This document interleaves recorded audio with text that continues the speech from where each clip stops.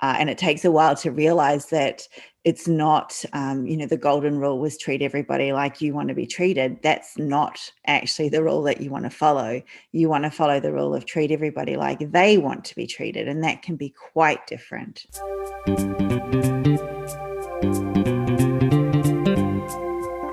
Hi, and welcome to the Innovative Mindset Podcast. I'm your host, Isolde Trachtenberg. On the show, you get my conversations with peak-performing thought leaders, creatives, and entrepreneurs. We explore how you can innovate through creativity, compassion, and collaboration. I believe that innovation combined with compassion and creative thinking can save the world, and I aim to bring you ways you can do it too. If you're enjoying the show, I'd be super grateful if you could support it by buying me a cup of coffee. You can buy me a cuppa at buymeacoffee.com/IsoldeT. And now, let's get on with the show.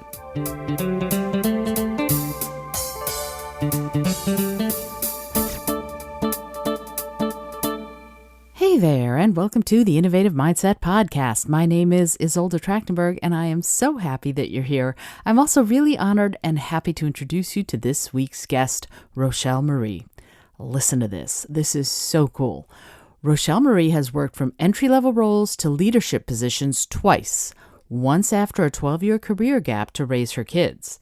And she doesn't pretend to be someone she's not. Oh, and I love this. She hasn't lost her sanity after one too many stories from career moms who were literally vomiting on the way to work due to toxic managers. But she did decide enough was enough.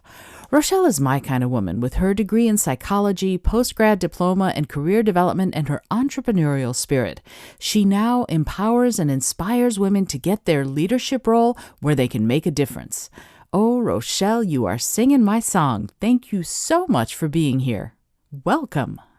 Yeah, thank you so much for having me, Isolde. It's a pleasure to be here. I am a survivor of toxic managers, so hearing about this from you, talking to you, getting an opportunity to chat with you about what that process was like for you is so great. What happened to you that made you go, you know what? I'm done. I'm going to make a change. What was the turning point for you when you decided to make those changes? So yeah, thanks for that question. I think the turning point was exactly that moment where this young lady, she's a mum, she'd been back in the workforce for a while, uh, and reached out to me. We'd been in a workshop together, and one of the strengths I have is relator. If anyone's done the Clifton strengths, my top one is relator. So I tend to draw conversations from women that I may not know all of that well. And she gave me a call and just sort of asked for my input. It wasn't asking for help, and I really appreciate that because I'm not a counselor or anything. But she asked for my input about how to deal with her manager and told me the story about how she'd been driving to work that morning and had to pull over and vomit because she was that tied up in knots about turning up to another day with a manager who was just belittling and treating her with absolutely no respect at all. And my heart broke. It wasn't the first story I'd heard like that. It was probably the worst story at that stage, but it certainly wasn't the first. And I'd been through enough of it myself to really resonate with what she was saying and what she was going through. And it just got to that point where I was like, it's too prevalent still that we have leaders in all of our organizations who haven't been shown how to lead in this century. They may still be leading from, something that would have worked in the 50s or 60s, but it doesn't work anymore. And no one's showing them. I'm not blaming managers entirely either. No one's showing them the right way to show up in this century. And so when she told me that story, I helped her as best I could. I sort of gave her a few resources to turn to, and she was doing all the right things anyway. But I just thought, no, this is, something's got to happen. Someone's got to do something. And why not me? So that was really where the journey started. And at the same time, I was running a circle of women across different agencies in my industry. I'd brought them together and we'd been working together for a year, sort of in a group setting and a coaching circle. And these women were like, they're amazing. I just loved every one of them. They all bring this strength and caring and working together, and this passion for growing as people and learning and becoming better leaders. And they were all in roles that weren't actually leadership roles. They were that level underneath, just before you break through into sort of that middle management role. So some of them had staff they were leading, some of them didn't, but they were just below that middle management role. And I looked at all of them and I'm like, why are you not the managers that, that our people are dealing with, rather than these toxic or difficult bosses that we so often have? So I sort of put those two things together and I'm like, okay, I can't go out there and change all of the toxic bosses into good bosses as much as I would like to. That's not something that I'm good at. But what I can do is work with these women at this level. I call it below the glass shelf. So rather than the glass ceiling, where we all tend to, we talk about that top level that we can't break through as women, there's a level between being a really good individual contributor and becoming a manager, where a lot of women just don't make it to that next level and they need to step out from under that glass shelf. And that's what I decided to do, is help women step out from under that glass shelf and get into that leadership role, so that they can start making a difference and people can stop turning up to work having vomited on the way there. I'm so glad you're doing the work you're doing. It's amazing to me. It is crucial and critical. I think that notion of stepping from being what you called an individual contributor to someone who takes on a more leadership oriented role is fantastic. And I have so many questions, one of which is, what has to happen in the mindset of the individual woman to be able to go, yeah, I've got this, I can do it, and then step into that role, like, in addition to all of the work that has to happen on the outside? In other words, within the company organization, what does a woman have to do on the inside? What's the work that she has to do inside her own self and her thoughts about her abilities and her thoughts about her sort of presence, if you will, to be able to step into those bigger leadership roles? Yeah, that's such a good question, and it's, to me, it is the biggest piece that we still need to work with. I found, as an up and coming leader, that I was sent on leadership course after leadership course, and they all taught me the skills that I needed to be a leader. So, I learned how to do difficult conversations and how to do communication and all that kind of stuff. And so I thought, okay, I know all these things. Why am I still not moving up? And I realized over time, and a lot of thought and introspection and looking at what else was going on in the corporate world, that big parts of it is my own mindset. And so that's what I definitely work a lot on, that with women. There's a few things that I find happen again and again. One is based around confidence. I think that's a really big piece, and it's something that I see we have at certain stages of our lives, and often as mothers in particular, when we step out of the workforce, we lose a little piece of ourselves that up until then, we have sort of tied to our ego often, where we might be on a career track in our younger years. We become pregnant, we step out to look after our kids, whether that's 6 months, 12 months, or 12 years in my case. It it sort of, you then need to untwine your ego from that career track that you were on, and with that goes a little bit of your confidence. And then the longer you are out of the workforce, the more of that confidence, when you step back in, it's sort of missing, and we need to really work on reclaiming it again. It's not gone altogether. We still have, we still have some confidence. We're a mother. We've done a lot with our kids, so we have some confidence. But I think that corporate confidence steps out a little bit, and we need to reclaim it. So that's a big mindset shift, that a lot of women work on. I think the other one is a little bit, it's sort of entwined with that, but it's also looking at letting go of worrying about how other people judge us or what other people are thinking about us. So we spend a lot of time, I have clients that talk about, oh, well, I'm not, particularly English is my second language. So, I'm not going to be a good leader because other people aren't going to want to work with me because they don't, I'm not fluent in English.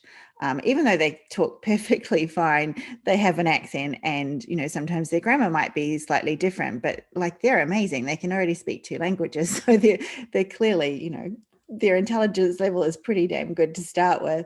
But there's just that thought of what are other people looking at me, and we take that on board, and so we change our behavior based on what we think other people want from us.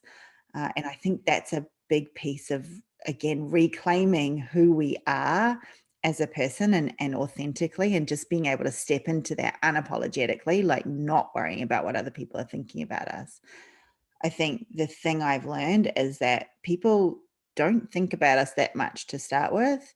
And when they do, they're going to judge us one way or another. It doesn't matter what we do. We are going to be judged just like we judge other people all the time.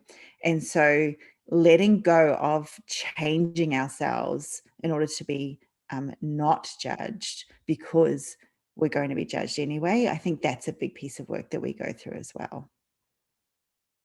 That's so fascinating. And I was thinking about what you said. I agree with you completely about the confidence piece, and that's one I've thought about and talked about before. But this idea of releasing judgment about what others think of us, or releasing the amount of importance we place on what somebody else thinks of us or judges us, here's something that I'd love it if you would mind talking about for a second. What I think of humans is we like to put everything into categories. This is plastic, this is glass, this is a plant, whatever. Whatever it is, we inherently categorize. My issue with categorization isn't that we categorize, but it's the value judgments we place on them. So, what are your thoughts about those kinds of notions when it comes to people in leadership, especially women in leadership? Because, yes, you are a woman and you're a leader, but that doesn't make you any better or worse than somebody else who wasn't a leader because you were in different categories. Does that flow for you, or does that still bring up some sort of a warning bell? Yeah, good question. I think as humans, not only do we judge each other, but we generally judge other people as less than us, particularly if they're different. We just see differences as less than.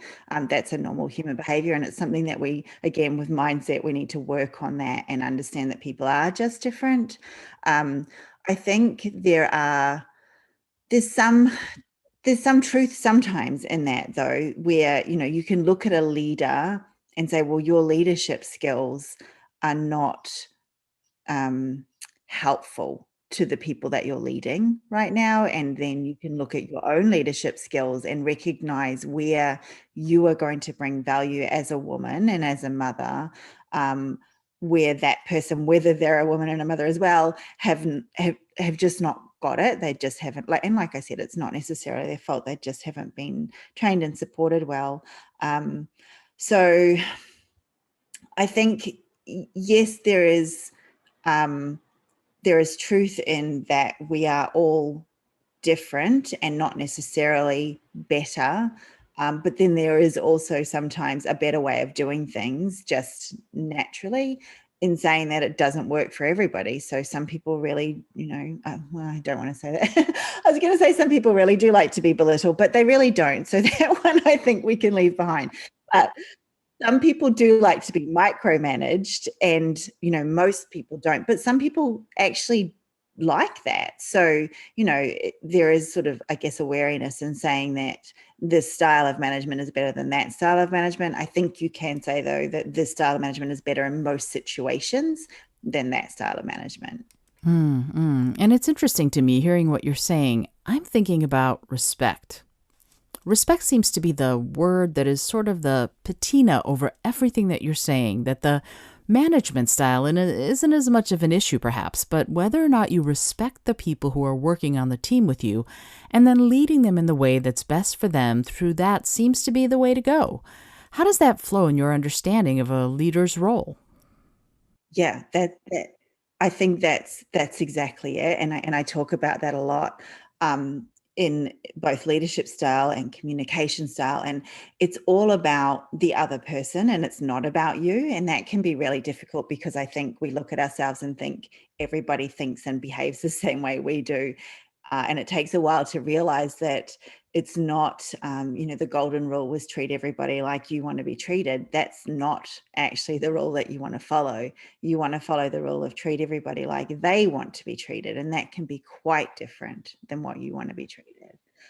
So yeah, I think you're entirely right. It's about being a leader is about understanding that everybody is different and you need to work with them on a one-to-one basis to find out what motivates them, what inspires them, what gives them focus, what style of communication do they want, dot points, or do they want all of the information? Those are the things that as a leader you bring to the table, and that's how you're going to have amazing followers, um, that want to follow you wherever you go because they love working with you. And that's so interesting that you said that you have to do it. You know how they want to be led. And because of that, it sounds like you increase both the relationship and also kind of the loyalty that people will follow leaders who they feel will respect them. And the question that I have about that is when we're in this kind of situation, when you're in a situation where you need to lead people and everyone maybe on your team has different strategies that work for them, how do you not drive yourself crazy as a leader? What do you do? What are the strategies that you as a leader need to implement in order to not go nuts trying to lead people who might all have very different ways that they need to be led? Yeah, again, I think that comes back to mindset, and it is just that idea of respecting people. So you shift your mindset from, oh, I've got to do all of the changes to, okay, I'm going to work with this one person, and I'm going to work with this one person, and I'm going to work with this one person. So I think it can be quite difficult being a manager where you're more task orientated than people orientated. That takes a little bit more of a mindset switch to put the people first and for you to change your way of behaving with them. I think often as leaders, we expect those that are following us to change their behaviors. If I, for example, like to be communicated with dot points and I don't want all of your long explanation, then I'm like, well, that's on you. I didn't, I'm not going to read that whole big email. So resend it to me with dot points. And that's okay. It's great for you to understand what works for you, but then you work with the person and say, okay, let's work this out. Let's compromise. I recognize that you want to send me all of the information because that makes you feel comfortable and like you're sure you've covered everything. I don't need that. I just want the dot points. So how about we compromise and you put some dot points at the top, all of the rest of the information at the bottom. Recognize I'm probably not going to read it, but you get bragging rights later on to say to me, yeah, I did tell you that. So that may be based on a true story. Oh, yes, this may or may not be an actual real situation. So, okay, you work with women, and it sounds like a lot with mothers. Okay, this might be a strange question, but why do we need more women in leadership like work? And I know that's a stupid question even as I ask it, and I realize it because of course we need more women in leadership. But the question is, what are the reasons that women make good leaders?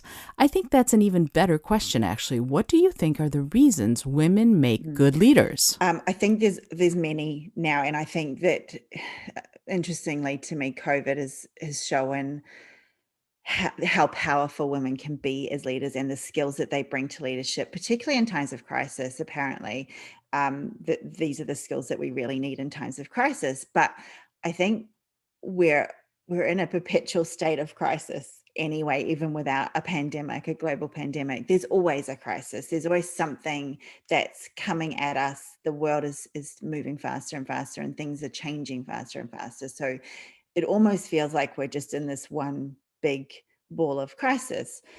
And I think that's the difference between, the 50s, 60s styles of leadership that worked really well back in that manufacturing age, where everybody needed to fall in line and do the same thing at the same time, to this age now where it's a lot more fuzzy. There is no one size fits all approach to work. And so women as leaders, we bring naturally most, and this is stereotyping, because not all women are the same and not all men are the same, but women, whether through genetics or society and culture, and it's probably a combination of both, tend to be more collaborative. So we tend to work with people more and bring them along with us rather than, do as I say and don't look at what I'm doing while I'm saying it. So we do tend to be more collaborative. We do tend to have more natural empathy, and that's a big topic in the last sort of decade around that emotional intelligence piece. That does normally come easier for women to be able to put themselves in other people's shoes. And that it definitely helps around that, treat each person as an individual and work with them how they like to be worked with. That becomes more naturally easy for women than it does men. Again, stereotyping.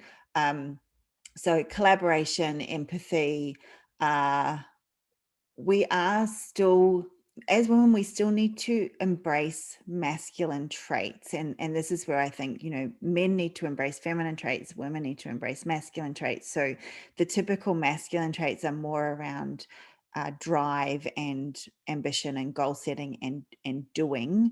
And then women will sort of embrace that because we've been brought up with that as the leadership skills. That's what we've been told are the leadership skills we need. So we do tend to, on the career track, we do tend to bring them on, and we're very good at drive and doing the things that need to be done. But we also get to naturally bring in that collaboration and empathy, and just more likely to bring along other people with us, to share the credit, to work as a team rather than just follow me because I said so. I'm taking all of this in. I'm taking a second. Those are phenomenal skills. And I think it's so interesting that you say that women tend to exhibit some of those talents and skills more naturally than men might. Again, recognizing the broad generalization, stereotyping, and all of that. And yet, some of that assertiveness, some of that ambition, if a woman wants to take control of her own career, it's sort of, for example, you worked in the home for 12 years and then you leveled up and went out and became a leader again. And you went, this is something I want. This is something I deserve. This is something I'm going to work for. And then you went out and did it. So when you're a woman and you want to get to that place, or maybe you do get to that place and you go, okay, I'm taking control. What do you need to do to take control of your path, your career path specifically? Maybe life path if you talk about that with your clients, but what do you need to do as a woman to take control of your career to really become the guiding force of what your contribution will be to the world? Yeah, I think it is about, one is recognizing that you have that need and it's okay to have that need. I definitely have always been like, I've had an ambition in me from very early on, and I don't want to say competitiveness because I don't think it is that. It's always been about being like beating your personal best is kind of how I see it. Um, and so I don't apologize for that. And there are times in my life where I have been judged for that. And I guess that was one of the things that I needed to work through, was letting go again of that worry about what other people are judging me for, because I recognized that whether I had been a stay-at-home mum, a career mum, a business mum, and I'd been all of that while raising the kids and working in the home. I did work jobs, and I did actually start businesses during that time. They weren't careers. My jobs were very much geared around, after hours and weekends, so retail, hospitality, so that the kids were with their dad, in the hours that I was working. But stepping out of that career focus was quite a big deal to me. So I think part of it is owning it and recognizing that it's part of you and that that's okay. And then it's it is to me again about being unapologetic about that at work as well. And I think sometimes because society sort of says to us, they used to say girls can do anything and can have it all, and then they kind of backed that off and said, well, we may be saying that, but we don't really mean it. So you're going to have to choose. And now I think we're in this sort of weird space where on the surface, we're told, yes, you can have a career and a family and, you can do it all, but there's not really a balance. There's a flow to it. And that I agree with. And it all sounds very good, but I have also, I recognize that there are still unconscious biases in the workplace, where, if you're a mum going back from maternity leave and you're back on 3 days a week, for example, instead of full time, people don't think you're serious about your career. Or if you even just having a family, even if you're back full time, there are many people that still unconsciously think, oh, well, of course she'll be focused on her family first, so this career isn't going anywhere. So there's not only the internal mindsets that we've got to deal with, there are actual external biases that come in at the workplace. So I think in those instances, to me, it is, again, about being unapologetic about your desire to have a career and letting people know that you are there for your career. That's not to say that you're not there for your family, but recognizing that, yes, there are biases in the workplace. Unfortunately, we do need to do a little bit of our own work to combat those biases. And to me, that's just about owning that confidence, owning that ambition and want to do more and be more and make a difference in whatever way it is that you choose to make a difference, and sort of be quite clear about that so that people aren't left with doubt.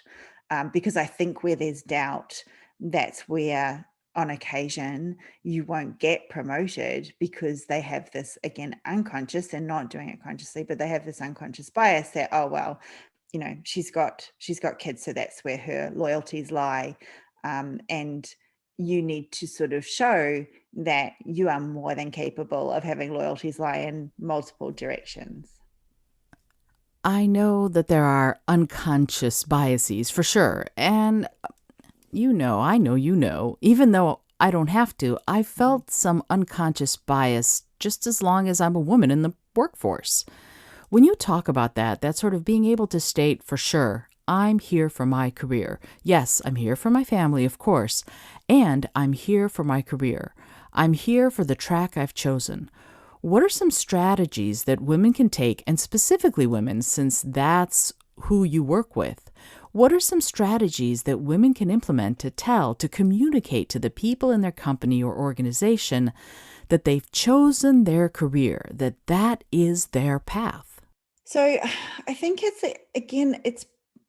it's a lot of internal work so that we just show up with that intention, because that does come across. I think sometimes when we're not clear ourselves, and when we're feeling, as mothers I want to do, we feel guilty about that career track.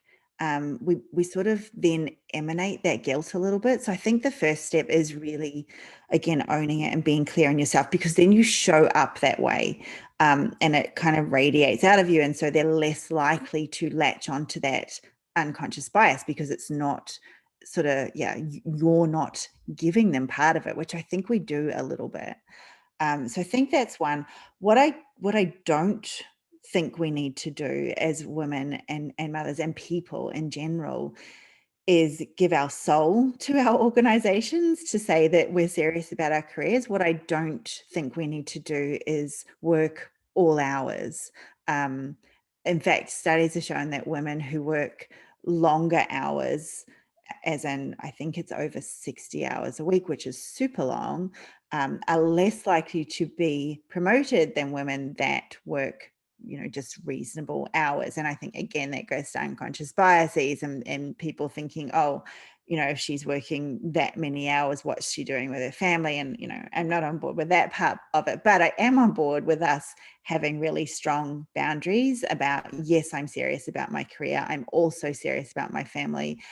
I am a really good worker. I'm here focused in my work hours, but my work hours end at 5 o'clock or whatever it is for you.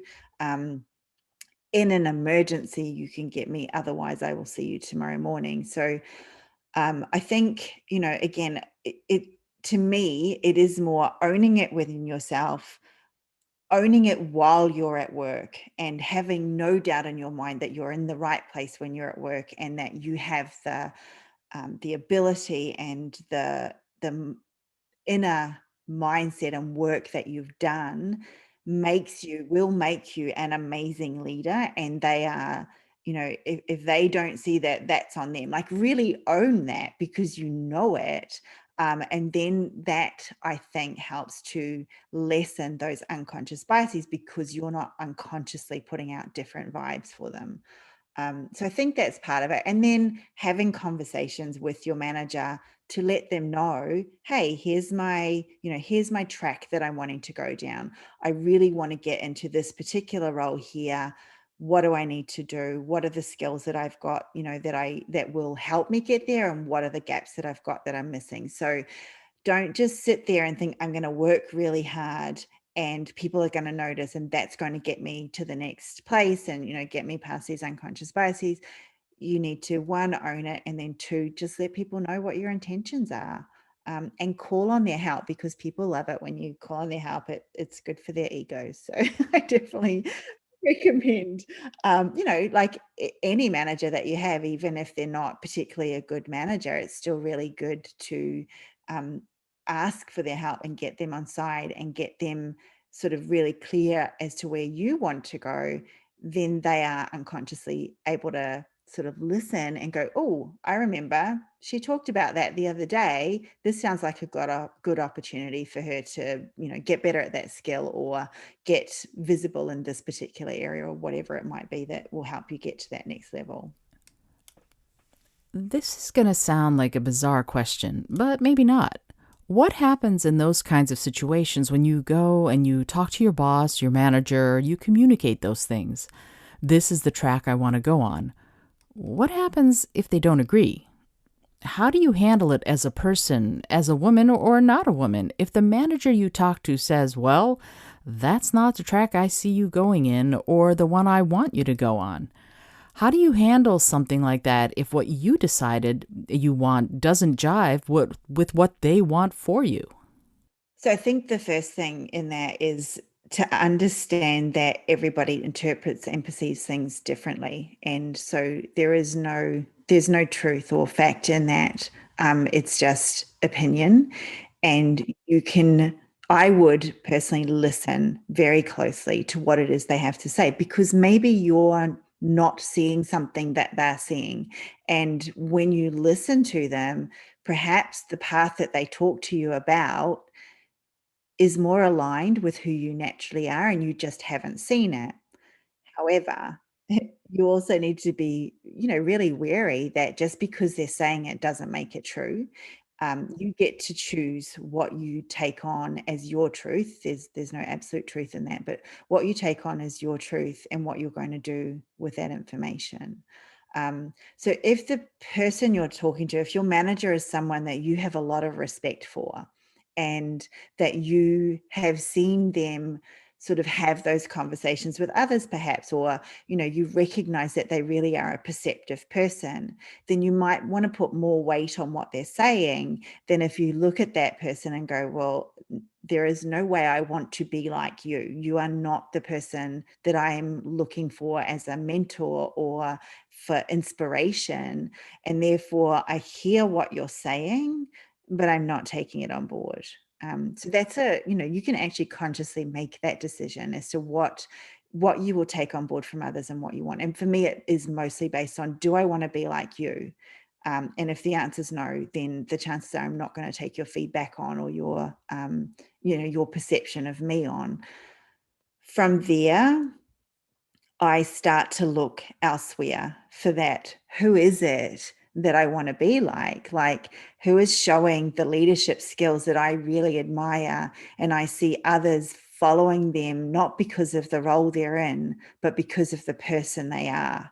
And so I will purposely find those people and start to build a relationship with them. It may be slow going, depending on, your 6 degrees of separation. How close are you to that person right now? You need to, maybe start slow and connect with them on LinkedIn and build up. But in other cases, it's someone that you've already worked with in the past and you've really admired. And I have on occasion gone to someone like that and said, look, I really admire you. And you seem like a guiding light to me. And I would really like you to step in and be my mentor, because I'm wanting to get to this next level. And, I'm not at the moment getting traction with my manager, wording that in a nice way so that you're not putting your manager down, but just sort of saying, I'm looking for someone that I admire that can help guide me in the direction that I'm wanting to go.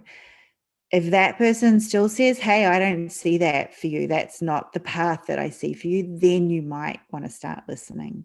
But if just one person's saying it, be really mindful of where they're coming from and who they are before you start taking that on board. I love that you call it taking that on board. Like it's not you. It's something you've taken on and can theoretically put back down. And it takes a certain amount of confidence to be able to do all of the things.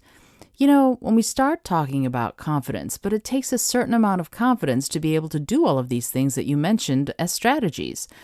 Do you have any tips that someone who's looking for or coming to a leadership role for something like that, can you give any tips on how to build some of that confidence, especially if they're not feeling confident and strong and purposeful? What are some ideas on how they might be able to build confidence in order to be able to take those steps? Yeah. So there's a few that I've got that I work with my clients on, and I think the first step is to recognize that that's what you want to work on, that you could do with some more confidence. And, so you start working on your inner you, because I think like particularly in corporate, we are so often told about the hard skills that we need to work on. And we're not that often given advice or guidance on who we are as a person and the soft skills that we want to work on. So I think sort of recognizing that that's an area that could do with some help is the first step. And then really taking steps to do that inner work. And it's not an overnight thing. This is, it's a months long, years long, continuous journey of working on yourself. And it's kind of like that onion idea of if you peel back a layer and find this new improved you, and then there's a whole lot more layers underneath that you can continue to peel back and grow, and grow in confidence and in who you are. But specifically for confidence, there is that idea of fake it till you make it. That can work to a certain extent, but it sort of leads to that imposter syndrome feeling, I think, when you're faking it till you make it, and it can be quite stressful. So I think there's occasions where, yes, you need to pull that card out, but I think you need to start working on real, authentic. I I am who I am, and I like who I am, and I am not going to be apologetic about who I am. And so therefore my ideas are valid, and it's okay for me to speak up and voice my ideas in meetings, for example, because that's often where women, lack confidence and will just sort of sit there and smile and nod and not be forthright with their ideas. So there are a number of techniques to getting there. I do think working on yourself as a whole really lends itself to growing in confidence. The more you understand yourself, the more confident you become. One of the ways that I really resonated with, to sort of, I guess it's a cross between fake it till you make it and then actually making it in confidence, is the is the idea of the alter ego, and some people will have heard of this, and for me it was quite new when I first heard of it not that long ago, and I was like, wow, I love this, I want everyone to do this. So if you haven't heard of an alter ego, it's basically looking again at the people that you admire the most, that you think, if I could be like them, I'd feel like that's me, that's the traits that I want to show, that's who I want to embody. Not looking at one person, though. I think that's a trap that we can fall into, and we'll look at one person and sort of almost become them, and then we're no longer ourselves, and so it's not a real authentic inner confidence. It's a confidence built on how we see somebody else. But taking into account three probably people, looking for three people that you think, yes, I love the way she shows up, I love the way she cares for people, I love the way she her smile is radiant, or she speaks her mind and I really enjoy that. She does that without berating people, or without sounding like she's got a big ego. So whatever those traits are, having a look at them, being intentional and saying, okay, those are the traits that I want. And then really starting to feel into those traits. And, when she speaks in that way that I really like, what is it that she's doing? How is it that she's showing up? What does that feel like if I try that on in me?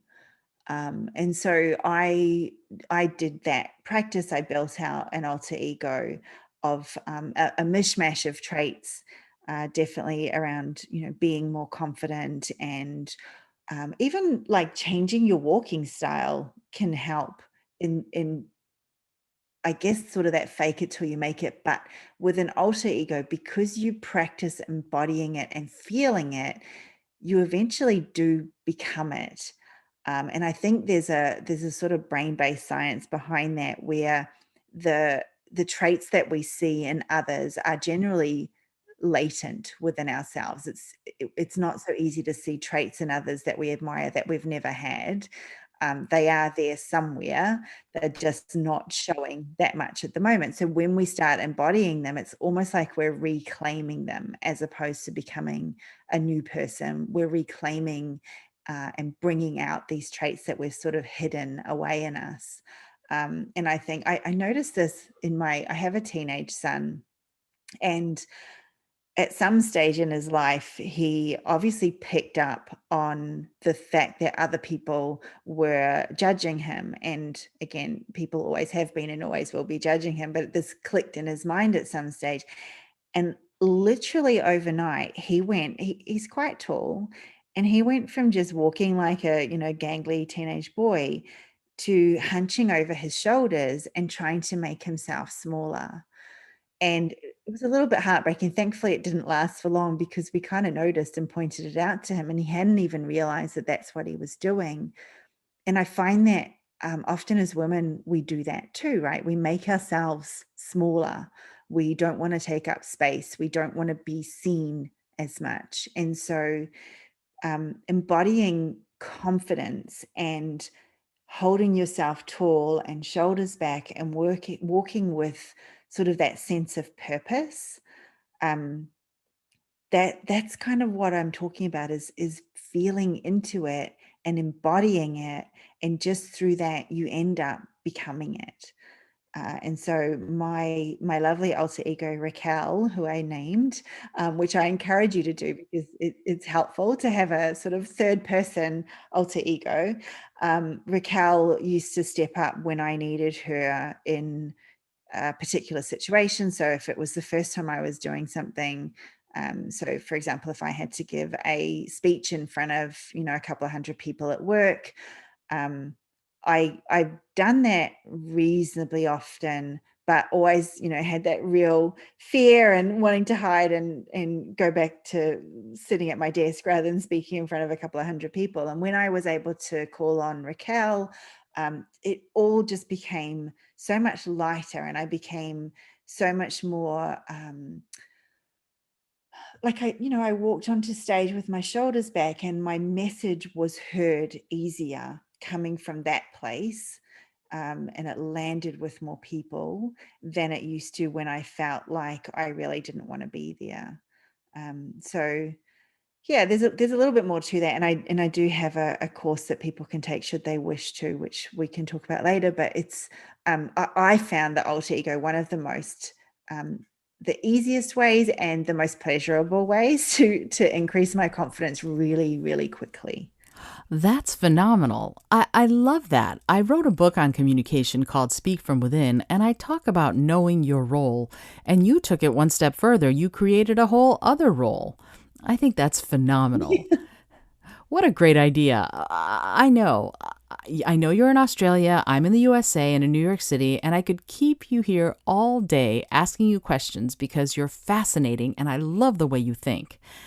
And I know that you actually have a day to get to, so I don't want to keep you too long. But I was wondering actually, before you mentioned this course that you have, which I think is great, that you're making that available to people to learn how to do this.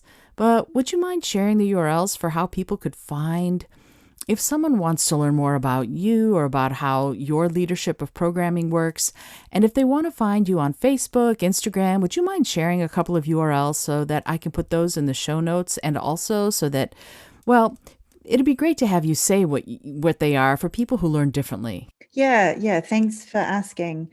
I would love people to find the confidence mini course because I really think it's the start of something new. So they can find that through my website if they go to herleadershipway.com, and that's way spelled way.com. The confidence course is there. It's free to sign up for. So I would highly encourage people to do that. And there's more about the alter ego and how to embrace her in that space. And then there's another few things on there for them to have a look at as well. Socials, I am on Insta. It is a new thing for me, so I'm not on there in a big way, but you can find me there at Rochelle Marie _ HLW for Her Leadership Way. And then the place where I really hang out is my Facebook group. So if you go to the website herleadershipway.com, there is a link from there directly to the Facebook group, and you can join us in that group. It's an amazing group of women. You will find inspiration and support and growth and connection in there. So highly encourage you to come and join us and have some fun.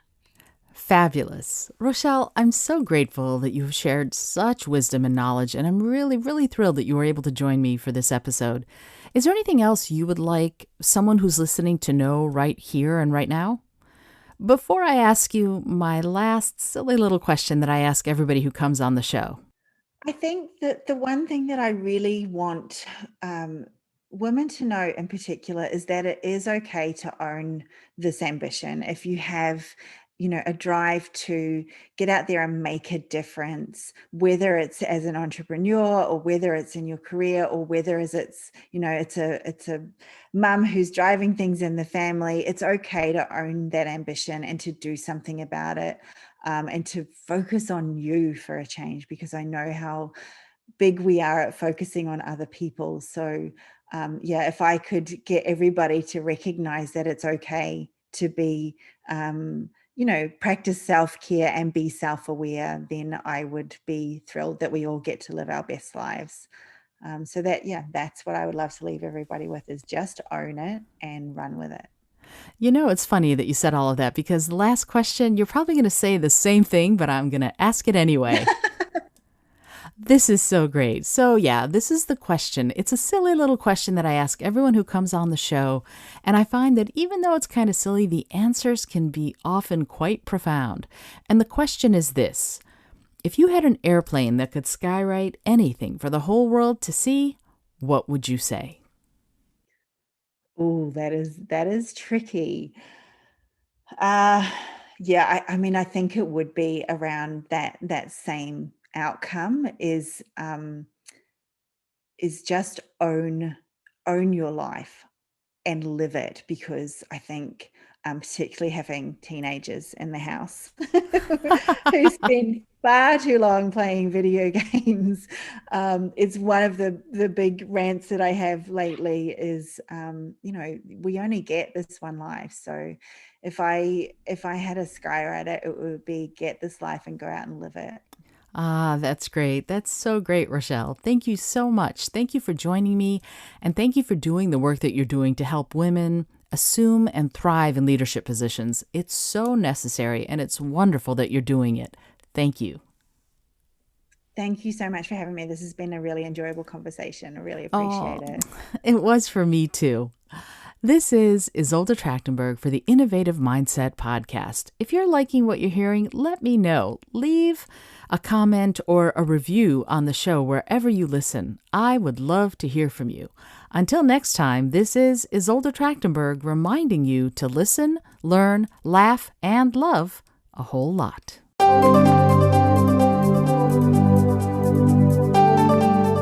Thanks so much for joining me today. I really appreciate you being here.